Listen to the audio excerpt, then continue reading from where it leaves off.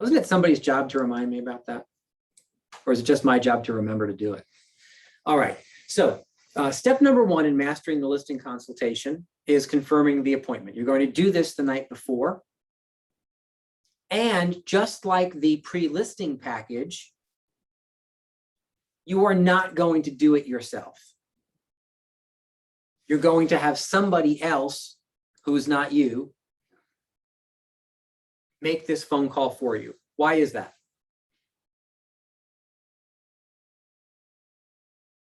Makes you look like a big operation. Yeah, so there's a version of perception is reality, right? And if you are perceived to be bigger than you currently are, well, then in the seller's mind, their reality is that you're bigger than you currently are. And so you get some more points, right? Keep going back to that point system. You want to make sure that you're sending the message that you have people for that. Even if you don't 100% have full-time people for that. And so again, you could employ a family member as long as they're, 10 or older. You don't necessarily want, hi, my mommy asked me to call you, right? That's probably not the best path forward. But adult children will work, spouses can work, or just like we talked about on the pre-listing side, bartering with each other can also work. Right? Maybe John and I have a deal where I'll call and confirm all of his appointments, and he'll call and confirm all of my appointments. Right? So that we're doing that for each other. Again, just make sure that you're working or bartering with somebody who has about the same amount of business as you, so that it's a fair trade. So somebody do me the favor of playing the agent in this one and just read this through. I will be certain that I answer your questions. So if there's a question I asked, just give a pause. If you have that in front of you, if you can see it on the screen, somebody just unmute and volunteer and read this through. I'll volunteer. Go ahead, John. Good afternoon, Mr. Seller. This is Assistant calling from Annie Agent's office at Keller Williams Realty. How are you today? I'm great, thank you. I was just calling to confirm your appointment with Annie tomorrow for 4 p.m. in our office at 123 Main Street. Annie is looking forward to meeting with you to discuss the sale of your home and wondered if there was anything specific that you wanted to be certain that she covered. Well, I assume we're going to talk about getting the house sold and perhaps what those numbers are. So I guess that's about it. Okay, great. Anything else, just to make sure? No, I think I'm good. Perfect. I'll be sure to let her know. Thanks. Were you able to review Annie's pre-consultation package that was delivered to you? Yes, thank you. I did. So did you have any questions on it? No, you know what? None that I can think of. And were you able to complete the seller's homework pages? I definitely got started, but I'll have to review and finish that. Great. Okay. Annie will look to review those with you when you meet to list your home tomorrow. Annie is super excited to meet with you and looks forward to seeing you tomorrow at 4 p.m. In the meantime, if there's anything that we can do for you, please do not hesitate to call, and have a great afternoon. Thank you. Bye. All righty. Thank you, John. We appreciate that. Thoughts, comments, questions, concerns? What did you notice? What did you like? I liked that you said when we're going to meet tomorrow to list your home. Yeah, thank you, Donna. Donna picked out the assumptive close and all of that, right? Annie will look to review those with you when you meet to list your home tomorrow, right? We're just kind of outlining the expectations. We're not meeting to sit and have a discussion about what the price of the house might be, and we're coming to list the property, right? And so when you start planting those seeds, what do you think happens over time when you start planting enough seeds? They take root, right? And they start to grow. What else? What else did you notice? It makes you back to what you said about perspective. Like if I had someone read this from me, it immediately makes me look like I'm almost a mega agent. You got it, right? Which is the whole point of us saying to you guys, right? Don't call and confirm your own appointments, right? If you have surgery tomorrow morning, right? Surgeries are early, so it's 7 o'clock in the morning, and like at 7:30 or 8 o'clock the previous night, if your surgeon called you and said, hey, just wanted to call and make sure everything's all set for tomorrow, you have any questions, or, please make sure you arrive a half hour beforehand, you don't eat after 8 o'clock. I think I'd be like, excuse me, like, why aren't you resting your hands? Why are you actually dialing the phone? You're gonna be cutting into me tomorrow morning. Don't you have people to call and remind me not to eat and to bring my insurance card? Right? I think I might cancel that surgery. What else do you have to do yourself? Do you also have to put like the anesthesia thing on my face and do the, no, I want the surgeon who comes in and says, everything's ready for me, right? Okay, good. Let's do the surgery. That's the specialist, right? And so as a listing agent, you are the specialist in interpreting market conditions, right? And so when you come in, your specialty is, well, let's talk about what's going on in the market. I am the local economist of choice, and I'm here to help you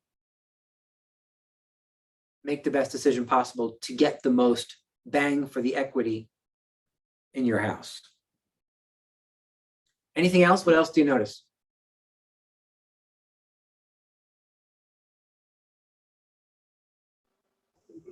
I noticed one thing. Yes.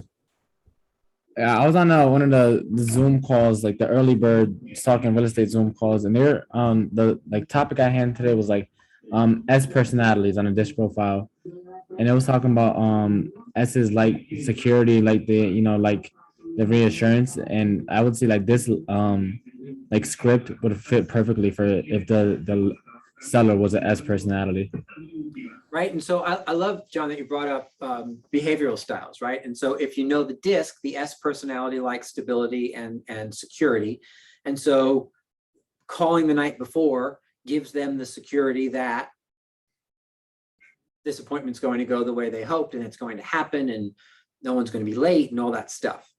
But I want you to broaden that, right? Think about a high D personality, right? Someone who's direct and demanding and domineering. They don't like to waste time. So calling and confirming the appointment is also a big benefit for a high D personality to make sure that they're not going to waste their time. Everyone's on the same page. What about a high C personality? Someone who's compliant and likes all the details. Well, they're impressed because you have someone who can cover the details of that appointment tomorrow so that we don't get it wrong. And then the high I, right? The high I is that kind of chatty Cathy, life of the party type person. They're just thrilled that someone called, right? So it covers all the different personality styles, all the different behavioral styles in a different way. I also love that it's kind of short and sweet, right? If John and I were bartering, he and I would have a conversation around how each of us would expect to handle some of the answers that might be given, right? John asked me, was there anything specific that you wanted to be certain that was covered? Sometimes when those questions are asked, people start to ask some more questions. Well, I want to make sure, can you tell me what is the commission that's going to be on the contract, and what's the term of the contract? Does Annie already know kind of what the price is? Do you know it? So John and I would have to have that conversation to say, okay, if in fact you were the one making that phone call on behalf of my business, the answer would be, those are all great questions. I have jotted all of those down, and I will make sure to get them to Rick to be certain that he can cover them with you tomorrow. There's also the what if script, right? What if John calls on behalf of my business and the person says, oh, you know what? Yeah, I'm gonna have to cancel that. So the what if script that John has is, oh my goodness, I am so sorry to hear that. You know what? Let me do this. Let me grab Rick on the line, or have him give you a quick call back, because I know that he'd want to talk with you about that cancellation. And John hangs up, calls me immediately and says, okay, so people at 123 Main Street are looking to cancel. You probably need to call them. I'm not asking John to objection handle and work through all the stuff, right? That's my job. But if you're bartering with each other, you need to be clear about what your expectations are in certain scenarios, right? Here's the other thing I want to point out to you. Were you able to complete the seller homework pages from the pre-consultation package? Why do we ask that? What do we know? It shows that they're serious as well, just as much as we are. Well, yes, if in fact they complete them. What we know, however, is something very different. What we know is that we deliver those pre-consultation packages, and oftentimes what happens? They go in they get lost is the Yeah, nice right. way to say it. They get put on the, wherever you have that pile in your house, right? For me, it's that last part of the kitchen counter that's supposed to be the desk that becomes the pile of stuff, like the mail I have to address, or this I have to address, or whatever, right? And what we find is that a lot of people don't actually take the time to go through it and start to actually do the homework. So calling the night before to remind them about it, oftentimes what happens is they get off the phone with whoever you have calling, and the first thing that gets yelled through the house is, "Hey, hon, did we get some package from the person who's coming tomorrow for the house? Well, there's homework in it. We're supposed to do it. Can you find it?" All right. Right. And so it's just a simple way to remind somebody that what we sent was important.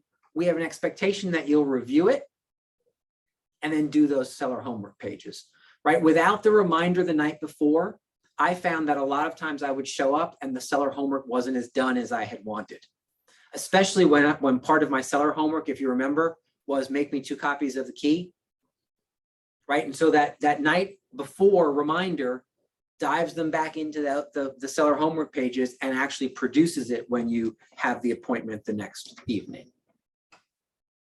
Rick, Yes, Dan. I don't know, somebody said this and how to go answer the doorbell, but I think just overall, I think what this does is, forgetting the fact that it shows you have an assistant, even without that, it just sets you up as like, this is a professional meeting. It's to be respected the way a meeting with your attorney or CPA would be respected in terms of keeping the appointments. 100%. 100%. I would agree with that, right? So much good comes from this. And I'll tell you, one of the things that kind of baffles me is how many people skip this step, knowing all the things that you guys just said about how positive this can be and the points it gets you. Why more people don't do it? Right? Let me stop my share real quick. Hold on.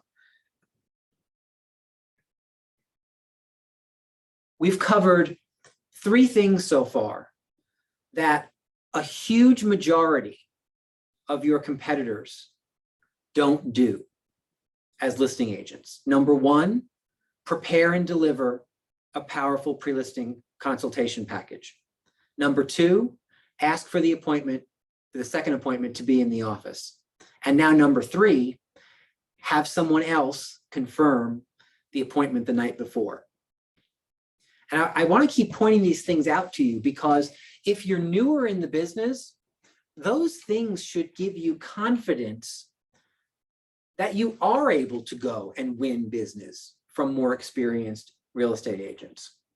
If you're an experienced agent in this room, what you know is if you haven't been doing those things, you can start adding those things in to your system as a listing agent to allow you to build your confidence, which will only have you go and ask for the business more times as a listing agent, right? Go and get more appointments on the listing side.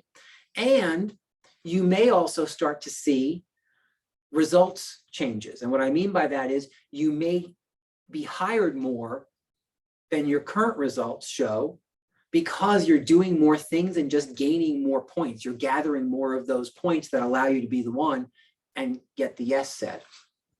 Right? So recognize wherever it is you are in your career, if there are things that we've already discussed that that you haven't been doing, just add them in. Add them on in because it continues to set you apart from your competitors. Right? Imagine if you're seeing 3 people 2 of them just show up at your house because they haven't asked you to come back to the office. 1 of them sends you a pre-consultation package, shows up, then asks you to come back to the office, and then calls to confirm the night before to make sure that you've gone through and done the homework. Like, do you start to see how sellers start to separate out in their heads? Like, okay, who's the professional here? Who am I gravitating towards? All of these things make you far more appealing and attractive to sellers than competitors who are not doing them. Make sense? Okay, so that's a step 1. Step number 2, if you keep going, is the setting the stage, right? So setting the stage ultimately is, let me bring that back up for you. Can I ask one question? Yes, absolutely. So do they ever object to coming back to your office? Like, what do you know, because you're kind of inconveniencing them. It's more convenient to be at their house, obviously. Yeah, and so the answer is sure, right? And so what we did was, if the excuse was kids, we had the objection handling script to kind of send the message that kids isn't going to necessarily be the excuse. And what's fascinating is, what I found was when they brought kids up as the excuse, and we said, no worries, we'll send a babysitter, and they don't want that, right? Because again, let me get my stranger and send them to the house to watch your 7 and your 9-year-old. People don't say yes to that. People were unwilling then to say, well, it really wasn't the kids. It was really because, I don't get home from work in time or whatnot. So we objection handled probably 70% of those pushbacks with that babysitter script. Were there other options, other opportunities for us to have to objection handle coming to the office? People might say, oh, is that really necessary? And my answer was yes. Did someone else say they would do it differently? Well, yeah, I guess someone else we're seeing is just going to come back to the house. Oh my goodness, for a business meeting? I'm real sorry if there was confusion over that. However, we find that you actually benefit more by coming in and having a business meeting in a business environment. It's just far less distracting than being at home, right? We just put it on the table for them, right? We don't want to be inconvenienced and distracted, and so neither should you. Mr. and Mrs. Seller, this is one of the most important decisions you're going to make regarding the sale of what is likely to be your most valuable asset. And so we just want to make sure that right from the very beginning, we are setting you up for benefit and win. And that starts with having a meeting in the office. I'm curious, would a different time make meeting in the office more convenient for you? Right. And so we'll just offer something different. And what we found, Donna, was that 9.8 times out of 10, people will just kind of give up the ghost. No, it's okay. We'll just come. Okay, great. So glad it was your idea. Does that Great, help? thank you. Yes, thank you. And again, nothing works 100% of the time. So there are times where, if someone says, look, my mother's on the deed, she's infirm, we can't get, no worries, right? We're going to come back and make that convenient. So the next step, any other questions on setting the stage, on confirming the appointment? Okay, so step number 2 in mastering the listing consultation is setting the stage. And so if it's okay with you, I will go ahead and be the agent on this one. So remember, this is ultimately the script that either gets them from the waiting lobby area into the conference room, or if they've already been seated in the conference room, depending on the time of day, right? So if you've already let a staff member know that someone's coming and they should be seated in the conference room, they may already be there. Or if it's more of a nighttime visit where You know, the daytime staff may not be home. They may be waiting for you in the lobby, in which case you're bringing them back into the conference room. For me, guys, I just want to be clear. I was never all that good. I'm still to this day not very good at small talk, right? It makes me anxious. I'm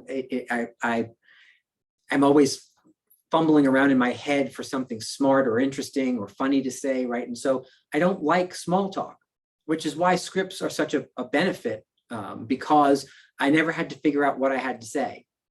So for me, setting the stage, the scripts were always the same. So when we go through this, recognize that for me, setting up a listing consult, either arriving in the, or having them arrive at the office, we'd start sometimes at the front door with this script. Sometimes it was meeting them in the lobby and bringing them back to a conference room with this script, or it was meeting them in the conference room with this script, right? And it wasn't any different for me. And so for me, let me just put it back on the screen for you. The script started with, hey, how are you? I'm curious, did you find us okay? Right? Because that to me is more engaging than, you know, nice weather we're having or whatever, right? So did you find us okay? Great. Hey, before we get started, can I offer you something to drink? Some coffee or water? Now, we have a lot of exciting things to discuss today. So if it's okay with you, I'd like to jump right in and get started. Would that be okay? Now I'm going to go through this whole script, then we're going to go back and dissect it a little bit, okay? So, Mr. Seller, I have a great deal of respect for the investment of your time. In fact, we have only 3 goals for this evening. Number 1, we're going to review your motivation to sell this house now and agree on a price that will cause it to sell.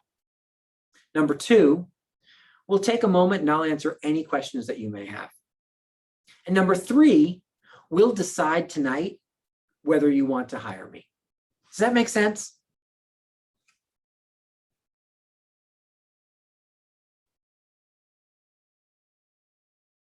So I have 3 critical questions for you. 1, do you really want to sell your house? 2, are you willing to price your house to sell, or do you want it to sit on the market? And 3, do you want me to handle the sale for you? So that's the script. It's short and it's sweet. We're going to spend a bunch of time kind of dissecting this and talking through why it's so important. However, understand that this script is really like the first 3 minutes, maybe 4, right? If you're a slow talker of your appointment, even though we're going to spend 10 or so minutes kind of breaking it all down. So let's chunk this down, because this script really is in 3 different sections. Section number 1 is the intro. And that's the first 4 or so paragraphs there that look just like sentences, but they're paragraphs. How are you? Did you find us okay? Before we get started, can I get you something to drink, some coffee or water? Please note that before you offer coffee or water, make sure that you actually have it where you're at. Right? I can tell you that Debbie and I got tired of there never being any coffee made when we were at Century 21. So, because we'd always offer coffee, and then we'd have to figure out how to either make a pot or go next door. So we actually cut the coffee part of it, and we bought sodas and bottled waters and had them in our own personal fridge downstairs in the basement. And then after a while, we just got rid of everything else and just had the small bottles of water, right? You can get 80 of them at Costco for $4.99. And just always have those waters available. And then you don't necessarily have to, you know, they're in your prep of the room beforehand. You just have 10 waters sitting on the credenza. And so instead of having to leave to offer them some water, you can just simply turn to say, hey, can I offer something to drink? We have some bottled water here if you'd like. And then boom, you just handed them to them. The third paragraph is really important. And it says we have a lot of exciting things to discuss this evening. So if it's okay with you, I'd like to jump right in and get started. Would that be okay? Why is that such an important part of the script? What does it do? It lets them Gets know them that, excited. yeah, and it lets them know that you're in charge of the conversation. Yeah, so I love both of those, right? There's excitement, right? So sometimes if there's not excitement in the room naturally, just by saying the word exciting, oftentimes brings more excitement into the room. So the fact that we have a lot of exciting things to discuss changes the way they feel about the rest of the meeting. I know that sounds crazy, but psychologically it actually works. It And the makes them second piece- curious. Go ahead, Nikki, go ahead, say it again. Makes them curious in what you're gonna speak to them about. Yeah, exactly right, right? So we have a lot of exciting things to discuss today, actually has them lean in a bit. Really? That sounds fun.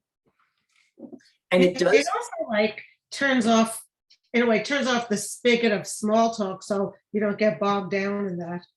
oh, again, that's another praise Buddha moment for you, Dana. You got 2 praise Buddhas tonight, right? Because that is so 100% right. It's the mistake that a lot of real estate professionals make.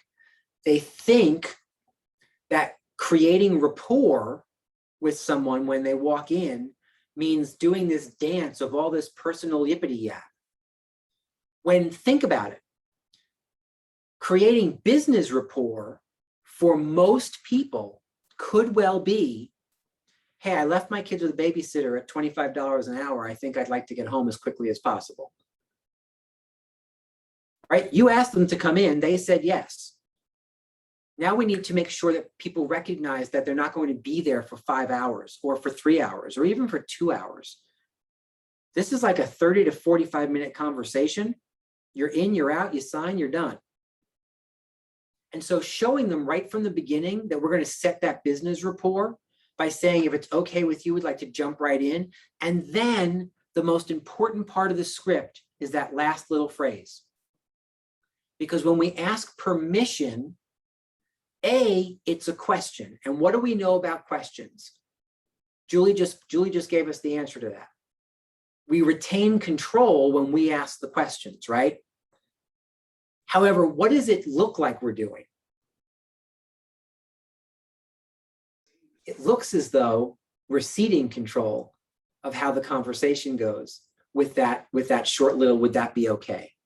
Those little permission asks, you're going to see them peppered throughout all of the scripts that we go through together, because it is like the secret sauce of script work. All those little, is that okay? Would that be all right? Hey, with your permission, I'd like to do this. We're maintaining control and ceding control, the perception of control, all at the exact same time. Go ahead, Alex. Just question, did you say 3 to 4 minutes for this page? Yes, ma'am, I approximately? did. Okay, good, I did. because it would be great to, in fact, have some running times for every phase. Yeah, that's a great idea. I'll have to, the next time And we to have actually it do. at the bottom of the page, so, it's so helpful. Yeah, I love that idea. If you would do me the favor of either emailing or texting me the word running time, Okay, I will absolutely get that done for you. I love that idea.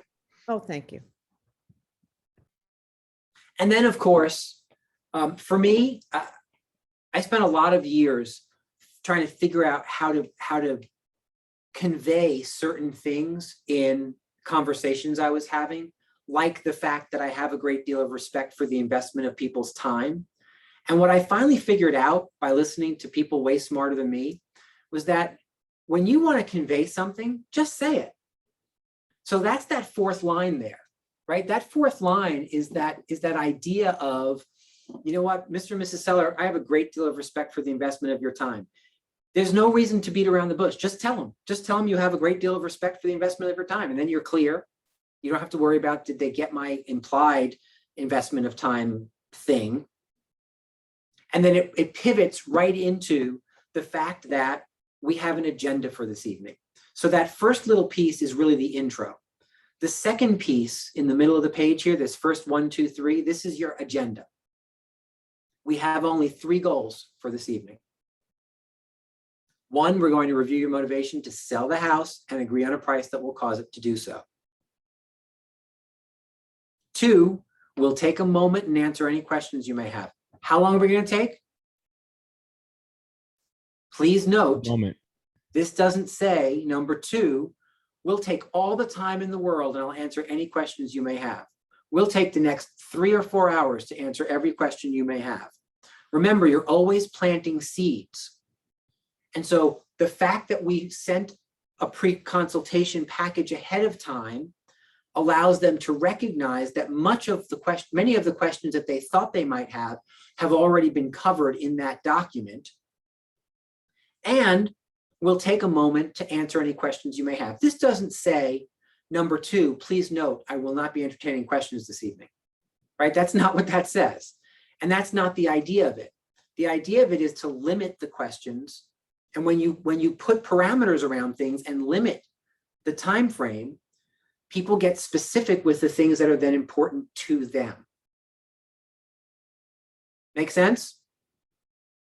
And number three, really important, we'll decide this evening whether you want to hire me. Does that make sense? Why is number three so crazy important in the first moments that you are in the office with these folks to set the stage with? Why is it the key, the anchor of the agenda? So you don't waste time chasing someone that doesn't want to listen to you anyways? So that could well be. We're going to get to that in a second, John. Why else? Because it's when they sign the agreement with you. Well, so hire me means, yeah, you're going to sign an agreement. We are setting what right up front? Expectations. Yes, thank you so much. We are setting expectations. We're setting expectations not just for ourselves, but for the people that we're talking to. We're having this conversation. There's a reason why so many of you don't close when that moment of silence, when that pause happens after you've all looked at all the things you need to look at, and nobody really has anything else to say to one another. There's a reason you don't close. Number one, some of you don't know the closing scripts, right? Remember a couple of weeks ago on the 9 o'clock call, I taught you PMGS. PMGS are the closing, the shortcut for the closing scripts. Are you ready to put me to work? Move forward, get started, sign the contract. Those are the 4 closing scripts that are PMGS. So either you don't know them or you're not compelled to because you didn't set it as an expectation up front, right? When you set it as an expectation that we're going to decide tonight whether you want to hire me, suddenly well, we want to think about it doesn't seem to fit because you've already set the agenda that we're going to decide tonight whether or not we're going to do this together. So now all of a sudden the objection of we want to think about it comes up, and you've already set the expectation that we're deciding tonight. So you can just simply handle the objection. It doesn't feel weird. Mr. and Mrs. Seller, I find that when folks say to me that they need to think about it overnight, it typically means that something is unclear. And I apologize if I have not covered something to your satisfaction. Can you be more specific with me about what may be unclear? And now you're redirecting them to the facts, to the data that you just went through, because we said we're going to decide tonight whether you want to hire me. Right? So setting those expectations are crazy important up front, because it then is weird to the seller if you don't close. You see how that works?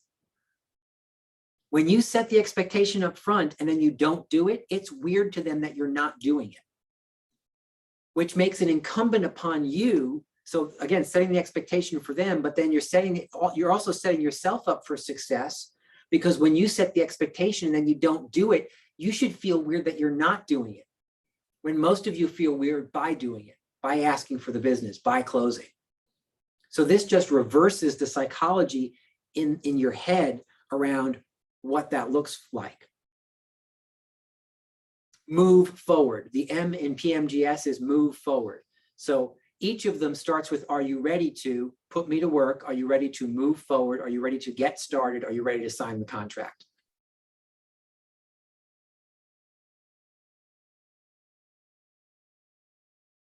So the PMGS scripts from your Monday YouTube.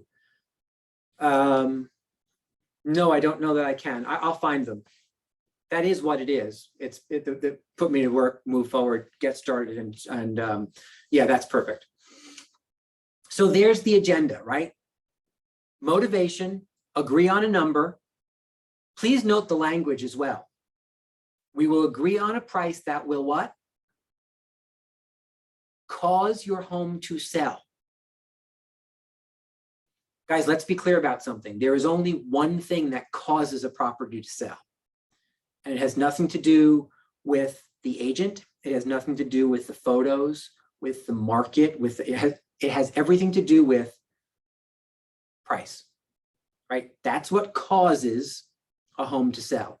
And so I want you to get used to the language that we're pushing forth on you today, because it's different language than some of you are used to, and different language than some of you in your head thought you'd use in a listing consultation. We're reviewing your motivation to sell this house when? Now. Hey, can I tell you something? Let me stop the share a quick second. I am always fascinated,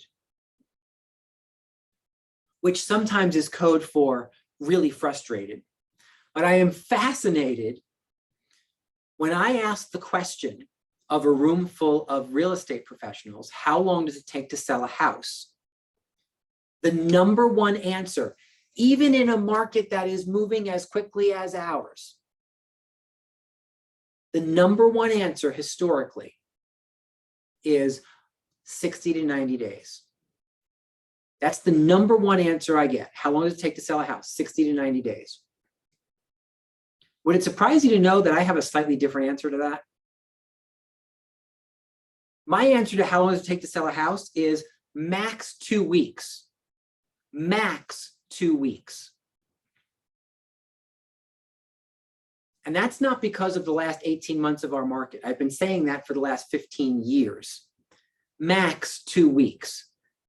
Because those of you who have been doing this for any length of time know that when you hit the jackpot on the positioning, it doesn't take any longer than 2 weeks. Even in a market that's completely the opposite, and it's a slow kind of dragging market, you have those listings that get put on at that right place, that right sweet spot number, and people come and they buy it. It might take a whole from Thursday when it goes on till the following Sunday to find that person to show up. But within 2 weeks, you've sold the house. It doesn't take longer than that. I don't care if you're in a luxury market and the prices are a lot bigger. I don't care if the market is moving quick, if the market is moving slowly. I don't care, all those reasons and excuses that always come up. It only takes max 2 weeks to sell a house if you're doing it right. And as an industry, we have allowed ourselves to allow our sellers to increase that time because we are not courageous enough to have objective conversations that call out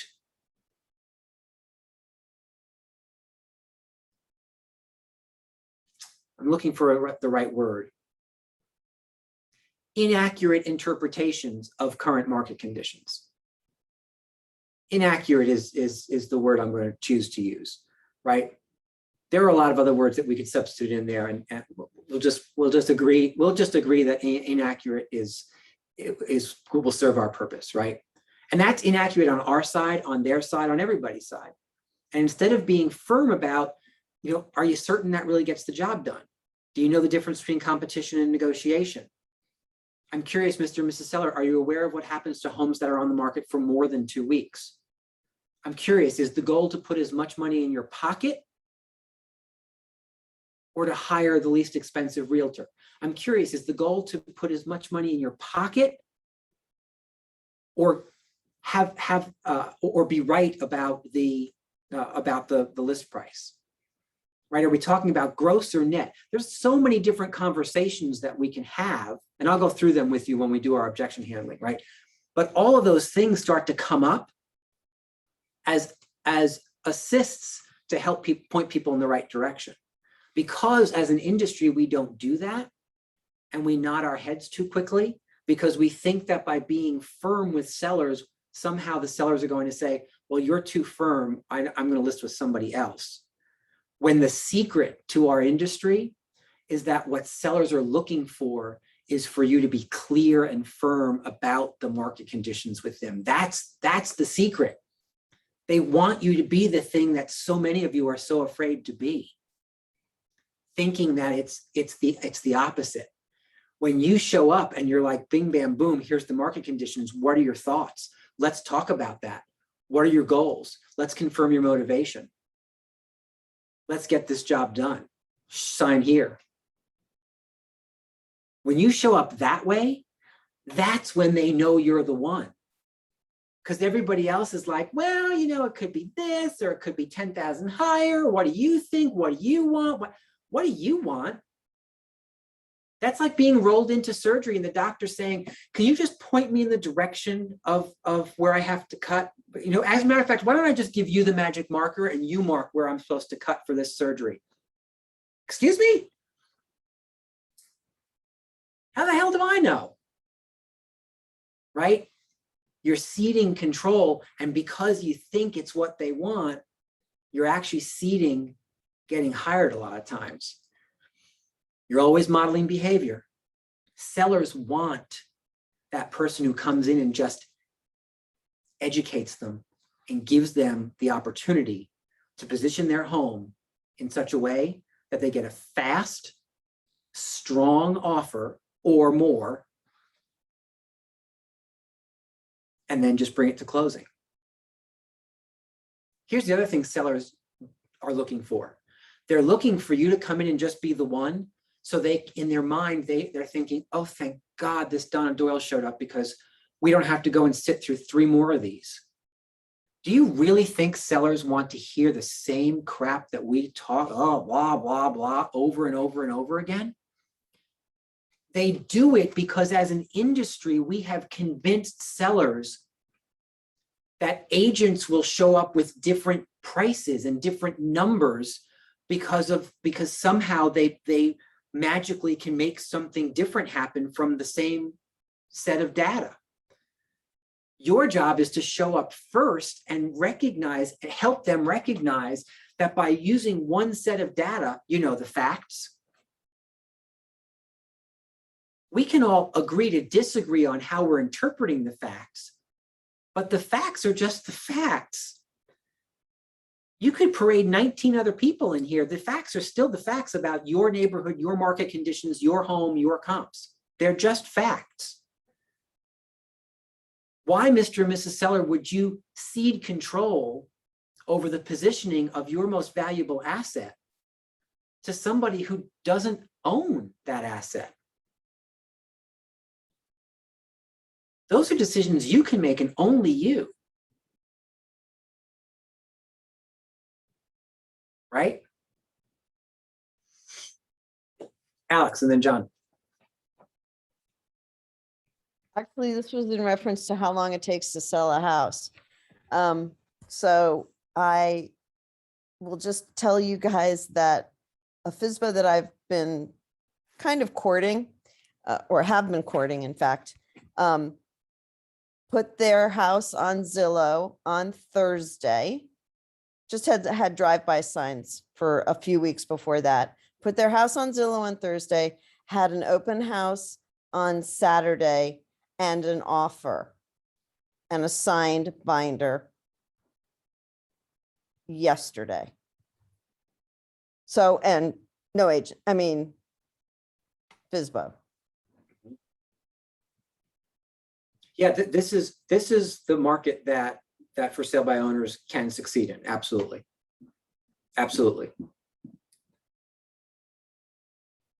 John. I was gonna ask, because a couple Ignite classes ago, you mentioned that we're not supposed to like give the, you know, consult the sellers to listing at a certain price. We're supposed to just present the facts, and then from there they choose. So what if like the house, after all the comps and whatever, is supposed to be priced at 400? That's like the golden price that the data is pointing towards. You have sellers that want to like, you know, price it at 425. How would you kind of like work that situation out then? Yeah, so we're getting there. I'm going to ask you to hold that question because we haven't gotten to the pricing part of this conversation yet, right? We're still just setting the stage, and I don't want to jump ahead. The quick answer to your question is, if it was today and the numbers all pointed to 4 and they wanted 425, I'd say, great, sign here, press hard, the third copy is yours, right?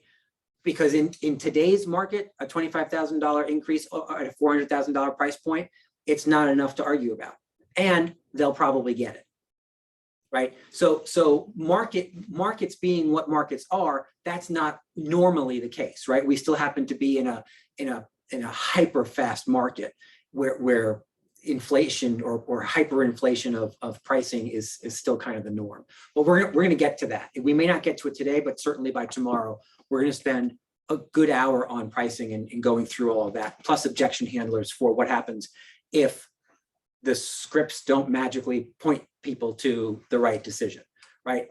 Which happens like 50% of the time, right? So just because we've given you a script, the good news is that 50% of the time, it does point them to the magic spot. And then we'll talk about what happens the other 50% of the time when you have to do a little bit more consulting. What I'm thrilled about though, John, is that you asked a question that said, our job is to consult them to the right decision. And that's 100% right. It's not to give them their decision. It's not to make their decision for them. It's not to come in and tell them what they should do. It's always about consulting them based on facts to the right place, even if that means we have to agree to disagree on what that place is. It's the other thing that I find so fascinating is that oftentimes agents are panicked about what if we don't agree at the listing table. There's just a script for that. My script for that is, you know, Donna, it sounds as though you and I are going to have to agree to disagree on how we're interpreting current conditions. And so I'm curious, what do you think the best path forward is, knowing that we agree on how the market might be showing up for your house? It doesn't mean that I don't get the listing. It doesn't mean I don't close. Now we just have a conversation about what the next steps are. Maybe Donna says, well, you know what, if I'm here and if my interpretation of the market is here and yours is there, you know, can we maybe just put it on and try it and then kind of agree to go to the other number? Sure, let's talk about that. Let's talk about the pros and the cons. We'll talk about some of the concerns I have around that. Let's talk about any concerns that you might have around that. And then if we're still in agreement, let's create a calendar that says, here's when it'll go live, here's how much time we'll give it, and here's the next step and when that will be, right? I'm still consulting Donna through the process. And a lot of agents get to a point of we disagree, and so therefore clearly we're not a good match. Sellers are not a good match for me if they're dishonest or liars in some way. Then I'm not terribly interested, right? Or they show that they're rude and dismissive and perhaps don't value the fact that I'm there working with them in a consultative manner. Those are really the only two reasons for me that I can think of, especially in a market that's moving like this, to say no to a seller. In almost any other scenario, I'm going to have a conversation around how we can make this work. Even if it's a short-term win for Donna and a short-term win for me, right? We'll talk more about that. I know we're getting ahead of ourselves. So let's go back to our setting the stage script. I told you we were going to spend a long time on this, and it's only 3 or 4 minutes at the very beginning of your consultation, right? But that's okay, because now you have some background as to how and why these scripts are so important. And so we're always asking permission. We're always asking about moving forward, right? So after we simply say, we'll decide tonight whether you want to hire me, does that make sense? Right? We're not asking whether or not it makes sense, whether they're looking to be hired. We're asking, does the outline I just outlined for you, does the agenda I just reviewed make sense? Yes, great. So Donna, I then have 3 critical questions for you, right? One, do you really want to sell your house? Right? I want to make sure that when I'm across the table from Donna, she's really clear about selling her house. Now, again, I know it sounds kind of goofy when the market's moving so quickly, but even in markets like now that are moving so quickly, people sometimes have concerns about putting their house on the market. So let's just understand that, right? This question is really, look, do you want to behave like a seller needs to behave? Or do you just kind of want to be a seller in your head, but don't really want to do all this stuff? Like, do you really want to sell this house? Because when you're a seller, it takes work. You live in your house differently than you show it. And so now you have to have the showings properly. Maybe you have dogs or kids or a schedule that's tough. Maybe you work from home and showings are a pain, right? All these different scenarios.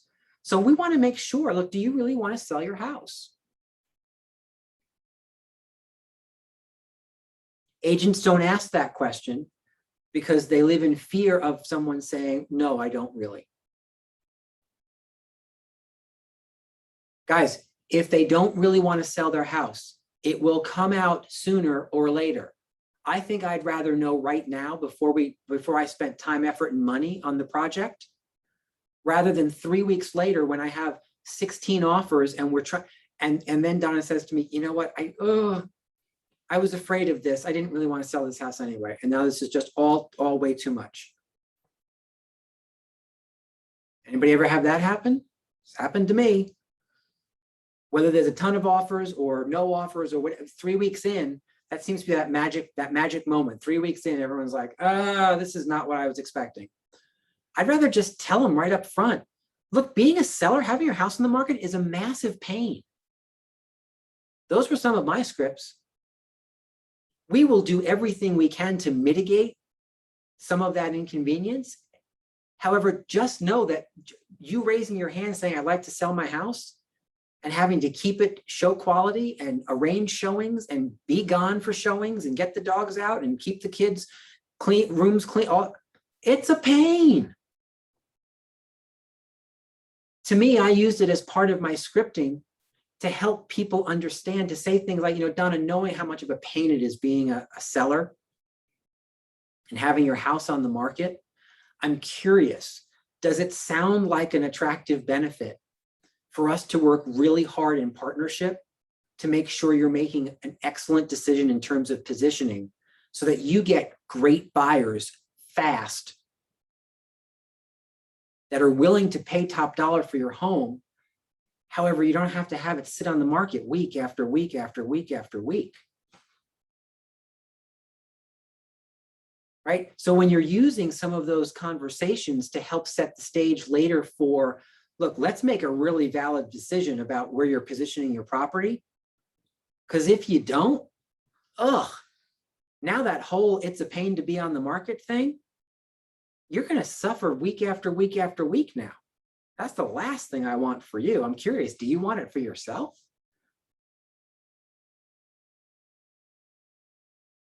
Right? So I want you to start seeing how some of these things kind of have an interplay. None of it exists in a vacuum. It's all pointing sellers to a direction that when we get to the numbers, they're now thinking, yeah, you know what? I do not want to sit on the market. Because that's the next question, right? Number 2, are you willing to price your house to sell, or do you want it to sit on the market? Notice the word "or" there is a key word in that line, in that script, because it's giving them the understanding that it's one or the other. You're either willing to price the house to sell, or it will sit on the market. There are some agents who use a different version of that line that says, are you willing to price your house to sell, Or do you want it to sit on the market week after week after week after week after week? Right? Making the point that if you don't get it right, it's not just like you're going to have an extra weekend. It could drag on and on and on. Right? So really helping people start to see there's two choices here. There's two paths we can go down. There's not 6 paths, there's 2. There's the get it right or it's going to sit path. Which is better for your bottom line, Mr. and Mrs. Seller?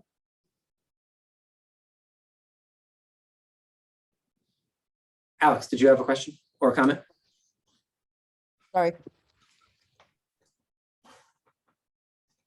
Did I wait until just when you put that food in your mouth?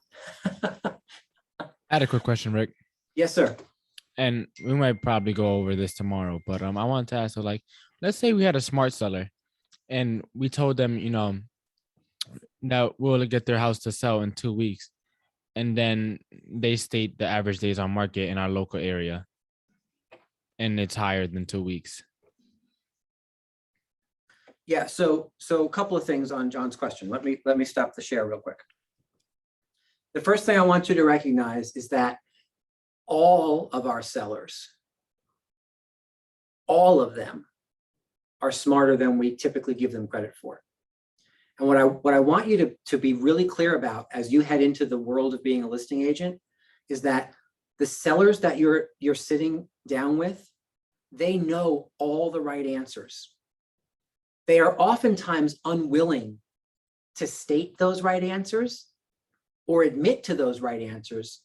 However, that doesn't mean they don't know them.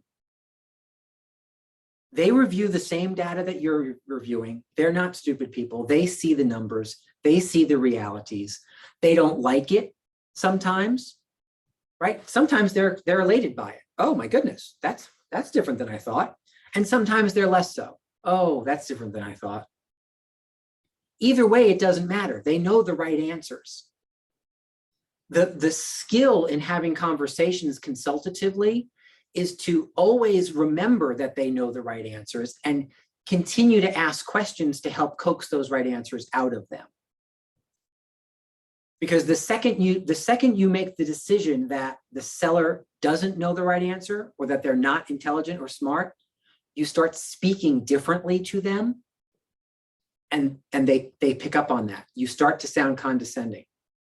And that's the best way to not get the listing. So I'm so glad you said that word smart, John, because it reminds me of this conversation.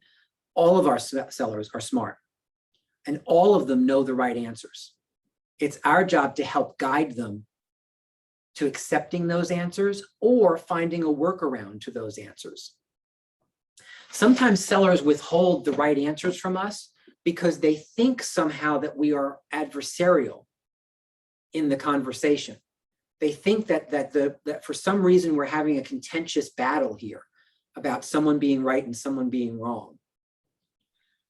I have always found that the most fun I have and the most oh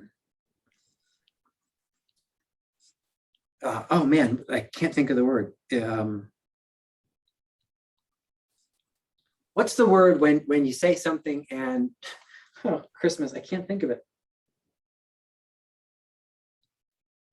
Fulfilled, that's the word.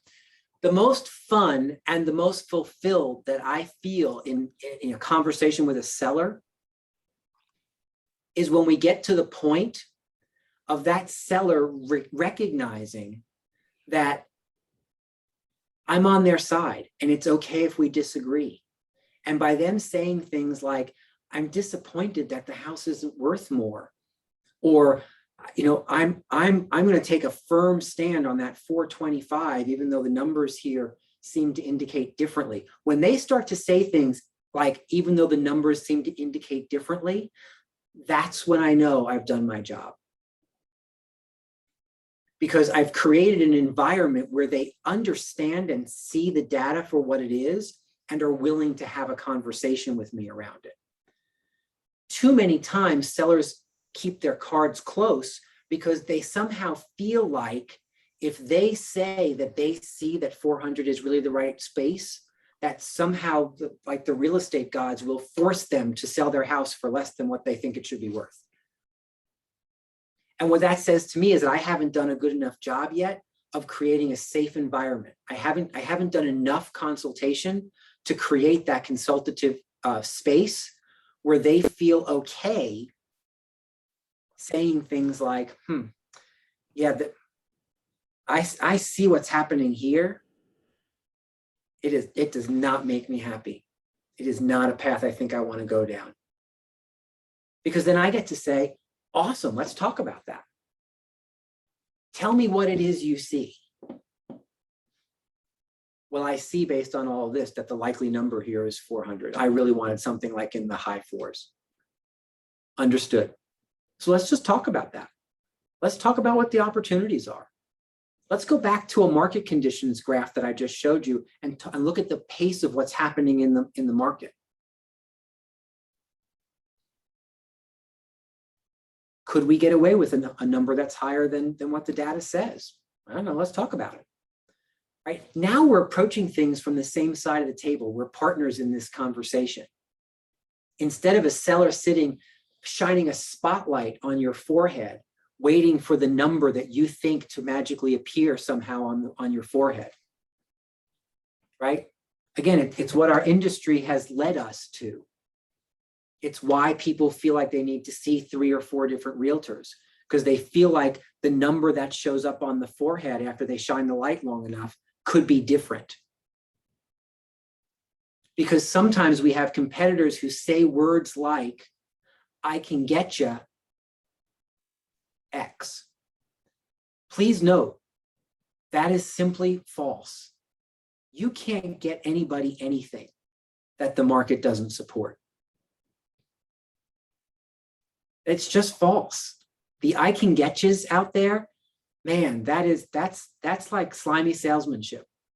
And it's a shame to me because there's nothing consultative about it. Nothing. It has nothing to do with the seller, it has nothing to do with their needs or their wants. Because people who win by saying, I can get you, knowing full well that it's not supportable or justifiable, end up wasting the time of the seller and not getting them the results that they were looking for. And when you waste a seller's time, guess what? Numbers only go down the longer you're on the market. They don't go up. That's not the way this works. So I'm looking around for John to answer the second part of his question. It looks like we might have lost him. So we'll have to point him to the recording. So the other part of his question is, what do you do if our script work says something like 2 weeks, right? Let me answer that. I'm never making any promises to anybody about a time period, ever. When I asked you guys the question before, how long does it take to sell a house? I was asking you that question. Right? That's not a question that I'm asking the seller. It may come up in objection handling. So Mr. and Mrs. Seller, would it surprise you to know that recently, in the last 3 months, based on the data that I've pulled, the MLS says the average market time for a property is 30 days. However, would it surprise you to know that that's actually pretty inaccurate? May I explain? So that 30 days incorporates the time from when the agent puts the property on the market to the time that oftentimes in some parts of the county, a secondary contract is signed, which means that encompasses market time, offer time, negotiation and acceptance time, inspection time, attorney time, and then sometimes in certain scenarios, I forgot to report it, agent time, right? So I know this says 30 days. However, the actual time on market for most of the properties that we've put on the market in the last 6 months or so has been closer to days, not months. 6 days, 8 days, 3 days with multiple offers. right? Because before the market was going gangbusters, if you looked in the MLS, the average length of time on the market was like 90 to 100 days. It didn't take most homes 90 to 100 days to find a buyer.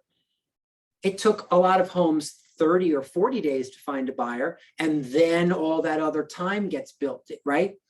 That's just a process that my hope is that over time, as an industry, we can start to change. As Fairfield County emerges from the dark ages and actually starts to utilize a contract, because now you have contracts that can be reported immediately in the MLS, which stops the days on market. Instead of that under agreement version that allows the market time to just keep going and going and going. It's just not accurate, right? So that's the real answer to John's question. Whether or not that whole explanation is part of an objection handler, I'd have to review what I just said, right? But the idea of that coming up is you just address it. If it does come up, well, I thought you said things sell quickly, and yet the data here seems to indicate this. Understood. Unfortunately, that's our industry not quite catching up with the massive pace of the market at the moment, simply because of how we utilize the MLS. But please don't hold that against us. Trust me when I tell you. And here's the backup. The last 3 or 6 properties, let's just use your comps, right? The last 3 properties that sold that are specific comparables to your home, let's take a look at their market time. And here's what I want you to look at. Here's the list date, and here's the first status change date, which made it under agreement. That happened in 48 hours. Here's the second one. That happened in 96 hours. Right? Here's the third one. This one was on for a long period of time. It actually took 6 days. Right? So you can show them different data that's not the composite data by getting specific with comparables. If you need to make those points. Right? I realize I misspoke before. What I meant to say was we can measure in hours, not days. And I said days, not months, because we were already at 30 days. I meant hours, not days. Does that help? Someone be sure tomorrow to let John know that I answered his question brilliantly. All right, guys, so that's where we are with the consultation. Tomorrow, we're going to get right in, no ahas from anything. So we're going to start right at 4 o'clock, and we're going to dive right back in on the last line of setting the stage, which is the most important one. And then we're going to cruise forward, and we're going to get through the rest of the consultation, including a big 45-minute to an hour conversation around pricing and positioning tomorrow, right here, 4 o'clock, same bat time, same bat channel. I hope this was helpful. Have a Thanks, great Rick. evening. Enjoy your dinners. Thank you. See you tomorrow. Thank you, Bye. Rick.